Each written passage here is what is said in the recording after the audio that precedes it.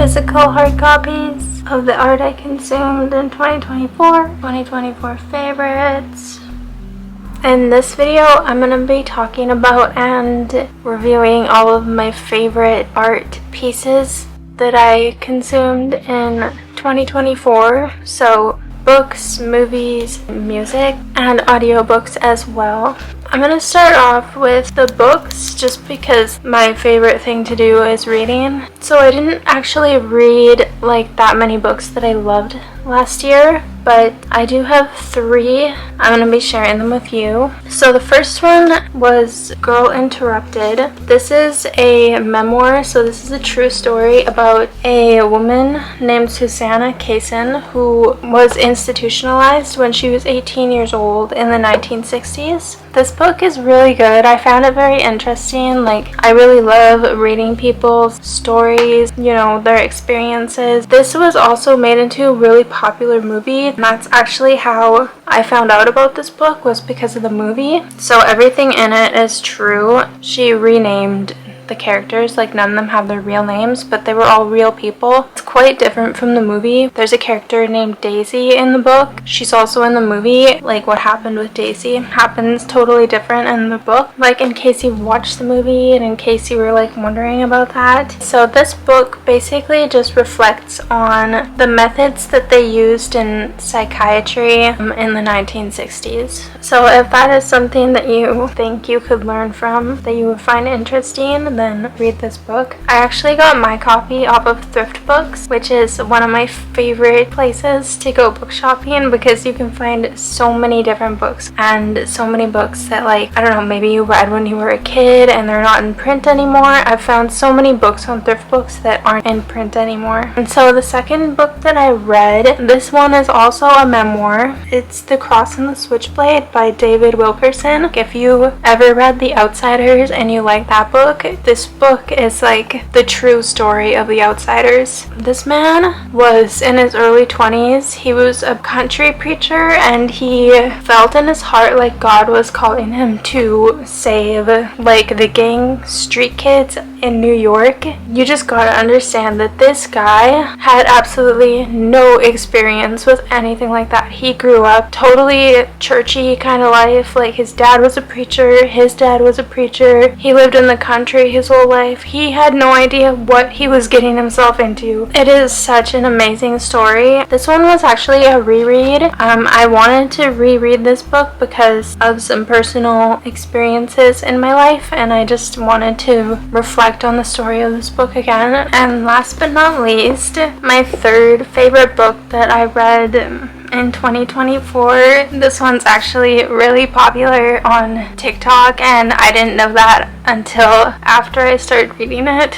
It is The Secret History by Donna Tarte. This book is so good. I can't even begin to tell you how intriguing this book is. Like, if you like dark thrillers, then this book is for you. So essentially, it's about this group of prestigious college kids, and they're all taking ancient Greek together. Their teacher is a bit of a basket case, but they are all totally possessed by him, and they end up getting themselves into a lot of trouble, and one of them ends up dead, and it's just horrifying. This novel, it just shows you the depths of human corruption and just the things that people can do to their so-called friends. I actually have another video on my channel where I reviewed The Secret History and I talked a little bit about it. The plot in this book is just intense. Like, the character development, the imagery, the narrative, everything is just so good. It's not like most of the super popular hyped up books that you'll see on TikTok. This book, it requires a lot of intelligence to actually get through it. If you like stuff like what I just explained in this book, then you'll love it. Next, I'm going to talk about audiobooks. There's a couple of audiobooks that I really enjoyed falling asleep to in 2024. The first one was Heidi and the second one was Emily of New Moon. I found that they were like really nice to fall asleep to. So for the premise of both of those books, the little girls in each book, Heidi and Emily, they both have to go away and live with family members who aren't necessarily fond of them. I don't remember what happens at the ending of each book because I was asleep by the time that happened.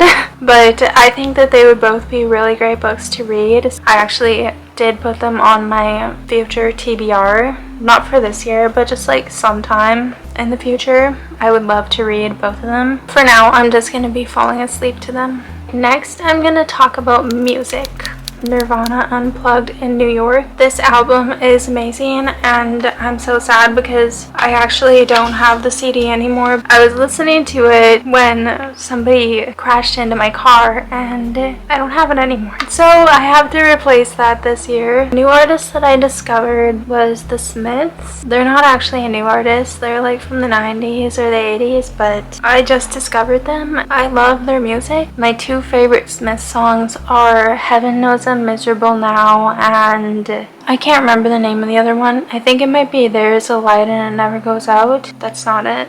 Okay, and another artist that I discovered was Coco and Claire Claire. So they're like a pop duo, two girls. Their music is so cute. It's such a vibe. Their sound is kind of really similar to Pink Pantheress. So if you like Pink Pantheress, you'll really like Coco and Claire Claire. First song of theirs that I heard was Crush Crush Crush. Definitely one of my favorites, and Popstar is another favorite. Another artist that I was indulging in the beginning of the year was Fleetwood Mac. I listened to the album Tusk over and over and over again. Two songs that I listened to over and over and over again from Fleetwood Mac. Sisters of the Moon. It has such a dark energy to it. The imagery in that song within the lyrics is really well done. Like, you feel like you can see what she's singing about. I actually wrote a poem that was inspired by Sisters of the Moon. I listened to it over and over and over again, and I just got inspired to write a poem. Silver Springs, I discovered it last year because I was listening to a lot of Fleetwood Mac and it came on in my smart shuffle, and I am so happy that it did because it's now one of my new favorite Fleetwood Mac songs. A new artist that I found was Have. She has some really good music. Her song Moon Girl, it was like the song of the summer for me.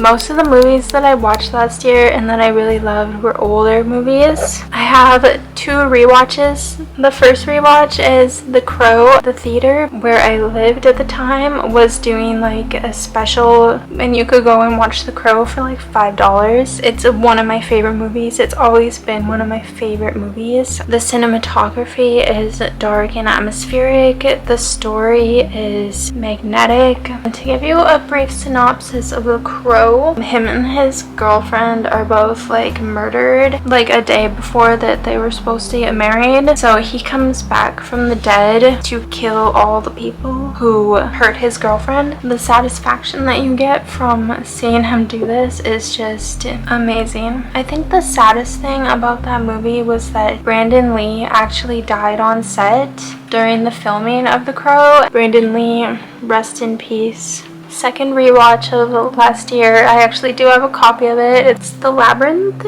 with David Bowie. Rest in peace. This movie, the cinematography in this movie is amazing as well. It's a fantasy. I used to love fantasies when I was a teenager, and this was my favorite movie ever. When David Bowie passed away, I was so sad. It was like part of my childhood. Him in The Labyrinth. This movie is basically about a girl, and she wishes that her baby brother would get taken away by the goblins, and then the goblins actually come and take away the baby brother, and the Goblin King, who is David Bowie, tells her if she can make it through his labyrinth and to his castle by midnight, then she can have her brother back. So she goes on a whole adventure. There's a lot of like funny dance numbers with the goblins and weird creatures. I also watched Mystic Pizza. I found this originally, found it on Tubi, and then I found the DVD at a thrift store. It has young Julia Roberts in it, as you can see. She's just amazing. amazing in this movie. She's kind of like this wild girl. She has a younger sister who is not so wild, and they also have a best friend who is kind of in between. They just make up a perfect trio. The town that they live in is called Mystic, and they all work at a pizza joint called Mystic Pizza. It's like a coming of age